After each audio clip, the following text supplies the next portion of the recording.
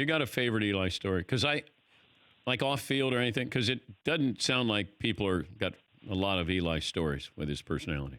There's lots of great stories about Eli. Some of them you can't always tell. You could tell over a couple beers. You can't do it where it's going to be regurgitated and come back to haunt anybody. Can he pound beers? Oh yeah, he can make them disappear with the best of them. So here's one. Eli. Look, he's always taken care of guys. He's always just kind of been pure class. He'd always find a way to have some cold beverages for his horses. After every game, no doubt. But you guys were the horses.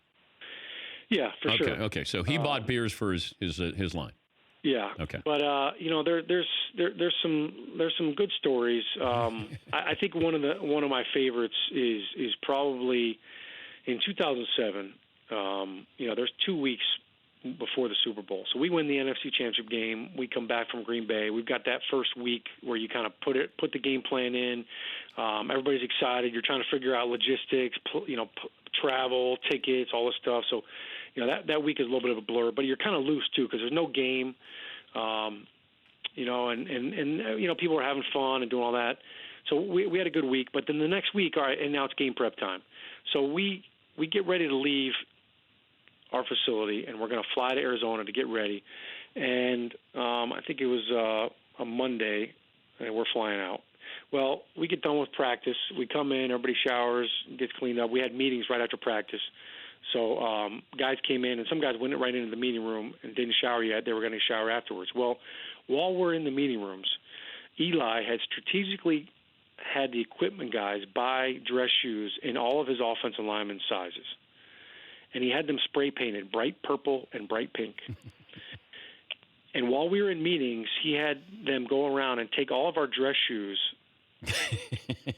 out of our lockers and put these painted dress shoes in so that we would have to wear a suit on the plane when you travel. That was Tom Coughlin's rule. Attach significance to game day.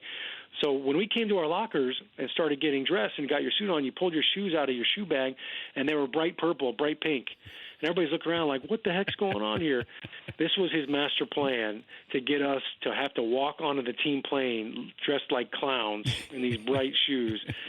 Luckily for me, I lived 5 minutes from the facility. I texted my wife, who was my fiance at the time. I said, you got to bring me an extra pair of dress shoes. Eli stole our shoes. I'm not dressing like Bozo the Clown on the plane. I'm never going to live it down. So she bailed me out, brought me an extra pair of shoes. But Richie Soybert wears size 16, and he looked like Bozo the Clown. He had to walk by John Mara on the plane, and John just looked down and just cracked up laughing. And then as you got to your seat, in a shoe bag was your original dress shoes.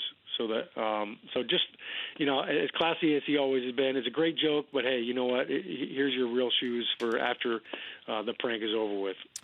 For more Dan Patrick Show, tune into Audience Channel 239 on DirecTV. Stream for free on BR Live or download the Dan Patrick Show app.